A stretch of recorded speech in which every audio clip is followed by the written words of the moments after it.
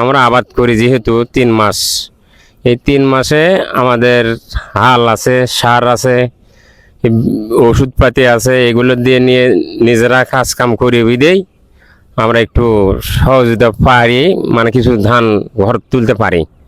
আর যদি আমরা মনে করেন যে কামলা দিয়ে করি কিংবা মানুষ দিয়ে করি, তাহলে আমাদের কিছুই থাকবে না, মানে নামের অংশ কিছুই থাকবে না, সমান সমান সমান সমান হয়ে যাবে।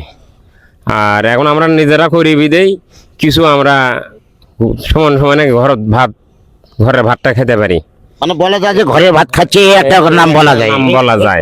হ্যাঁ, এইটাই।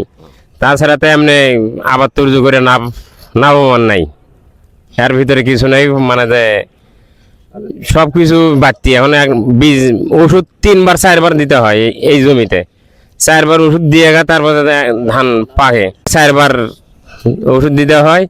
দেওয়ার পরে তারপরে ধানের আবার নতুন করে রোগ নামছে, এখন কারেন্ট রোগ বলে, কারেন্ট পোকা ধরে।